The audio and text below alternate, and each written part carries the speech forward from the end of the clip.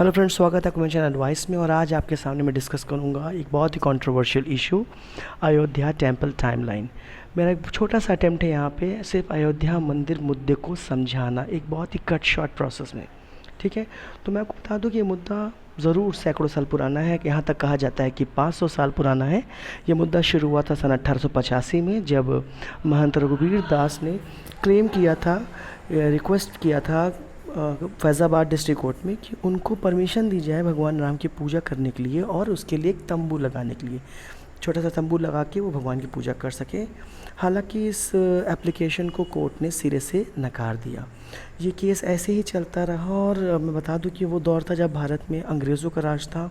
फिर 1948 आया, ये मुद्दा फिर गरमाया और 1950 में एक फैज़ाबाद के एक नागरिक थे जिनका नाम था गोपाल सिंह विशारद जी। उन्होंने एक पिटीशन दाखिल की और उन्होंने फैज़ाबाद कोर्ट से ये रिक्वेस्ट किया कि उनको भगवान राम जन्मभूमि के जो मूर्तियाँ मांगी उसकी पूजा करने की इजाज़त दी जाए, जो उस समय बाबरी मस्जिद बन चुकी थी। फ़िलहाल ये केस चल रहा था कि निर्मोही अखाड़ा, जो आप जिसके बारे में आप आगे चल के देखेंगे कि ये क्या है। और निर्मोही अखाड़े ने 1959 में 1959 में ओनरशिप का क्लेम के लिए अप्लाई किया, या कह सकते हैं पिटीशन किया। उसको चैलेंज किया उत्तर प्रदेश सुन्नी सेंट्रल वक्फ बोर्ड ने, और उसने अपने ओनरशिप को क्लेम किया। हालांकि मोहम्मद हाशिम थे जो सुन्नी वक्फ बोर्ड को रिप्रेजेंट कर रहे थे। ये केस यूँ ही चलता रहा और करते करते 1986 में इसका जजमेंट आया फैज़ाबाद कोर्ट का। अब आप देख सकते हैं काफ़ी स्लो प्रोसेस हमारे देश में, और जो जजमेंट आया वो हिंदू पक्ष की तरफ गया।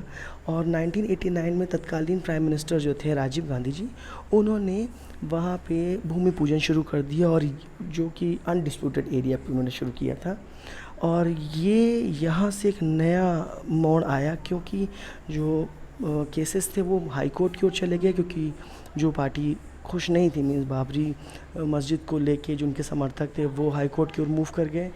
और हमारे देश में एक पार्टी जिसका नाम है भारतीय जनता पार्टी, उसने इसको एक बहुत ही बड़े राजनीतिक मुद्दे के तौर पे लाया और वो मंदिर बनाने का एक मूवमेंट स्टार्ट किया, जिसको लीड किया उस समय के बीजेपी के अध्यक्ष जिनका नाम है लाल कृष्ण आडवाणी जी। फ़िलहाल इनको बीजेपी ने आजकल रेस्ट दे दिया है। और सितंबर 25 1990 से ये मिशन मोड पे स्टार्ट हुआ रथ यात्रा, जो गुजरात से स्टार्ट हुई थी सोमनाथ से, और ये अयोध्या की ओर गई। और ये काफ़ी एग्रेसिव रथ यात्रा थी, इसको काफ़ी बड़ा जन समर्थन मिला। लेकिन आगे चल के काफ़ी ज़्यादा इसमें आप देख सकते हैं कि ये इतना आक्रामक रूप ले लिया कि 1992 6 दिसंबर आते आते बाबरी मस्जिद को कर सेवकों ने ढहा दिया। और इससे के बाद, इस इंसिडेंट के बाद पूरे उत्तर प्रदेश और नॉर्थ इंडिया में दंगे हो गए, बहुत ही बुरी कंडीशन हो गई। इनफैक्ट कल्याण सिंह की सरकार को गिरा दिया गया, और क्योंकि वो कंट्रोल नहीं कर पाए, लॉ ऑर्डर मेंटेन नहीं कर पाए थे। और अप्रैल 3 1993 को जो उस समय के प्राइम मिनिस्टर थे पीवी नरसिम्हा राव जी, उस सरकार ने एक्ट लाया जिसका नाम था acquisition of central area at Ayodhya act. और इस एक्ट के तहत जो भी विवादित ज़मीन का एरिया था वो सरकार ने ले लिया। और ये एक्ट बहुत ही इंपॉर्टेंट है, इसको याद रखिएगा आप लोग। और जितने भी केसेस थे इससे जुड़े, उन सभी रिट को सुप्रीम कोर्ट ने जो है इलाहाबाद हाई कोर्ट को ट्रांसफ़र कर दिया। 1995 में 3 जजों की स्पेशल बेंच बनाई गई। ये बेंच जो इसकी केस की हियरिंग करेगी, और ये Lucknow bench Allahabad high court की। मैं बता दूं कि इलाहाबाद हाई कोर्ट की 2 बेंच है। एक आप जानते हैं इलाहाबाद में, जो इलाहाबाद मीन्स प्रयागराज जिसको आप जानते हैं, और दूसरी जो बेंच है उसको लखनऊ बेंच नाम से जाना जाता है।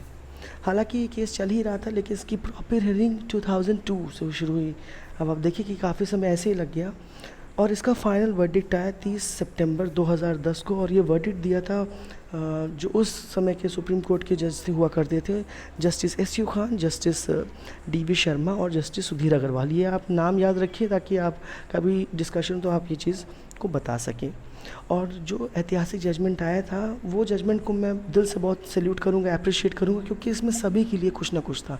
क्योंकि हमारे देश में हिंदू मुस्लिम नहीं होना चाहिए। मैं आपको बता दूं कि अगर आप 2010 का वर्डिक्ट देखें तो उसमें ये कहा गया था कि 1/3 जो ज़मीन का हिस्सा है वो हिंदुओं को दिया जाए, और अगला 1/3 हिस्सा मुस्लिम पार्टी को दिया जाए, और जो बचे हिस्से, जो भी बच रहा हिस्सा वो निर्मोही अखाड़ा को दे दिया जाए।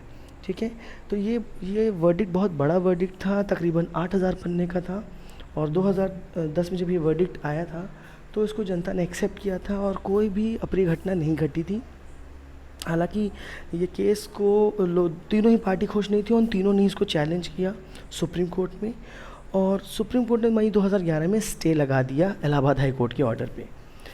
अब ये केस ऐसे ही चलता रहा। सन 2016 की जब फरवरी आई तो सुब्रमण्यम स्वामी, जिनकी फ़ोटो आप देख सकते हैं राइट हैंड साइड टॉप पे, इन्होंने सुप्रीम कोर्ट में एप्लीकेशन दाखिल की कि विवादित स्थल पे राम मंदिर को बनाया जाए, और दिसंबर 2017 में सुप्रीम कोर्ट ने अपनी हियरिंग शुरू की।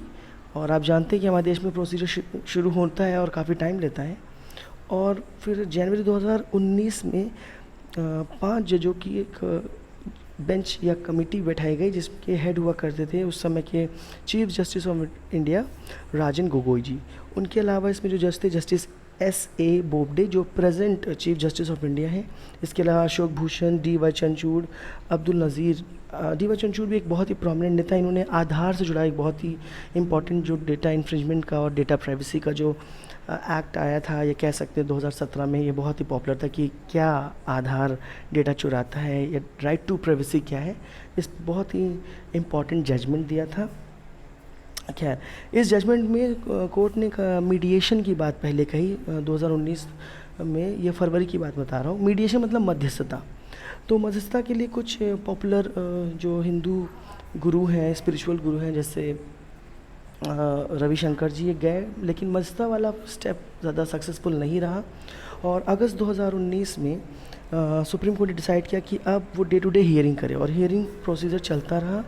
और फाइनली नवंबर 2019 में जाके सुप्रीम कोर्ट ने अपना ऐतिहासिक वर्डिक्ट दिया। मैं आपको वर्डिक्ट के बारे में फिर से बता दूं कि वो हिंदू मुस्लिम की लड़ाई नहीं है। बहुत से लोग इसको हिंदुओं की जीत और राम लला हम आएंगे मंदिर भी बनाएंगे इस तरह से शोर मचाते हैं, बट हम लोग को याद रखना चाहिए कि हिंदू मुस्लिम करने से कुछ भी हासिल नहीं होगा।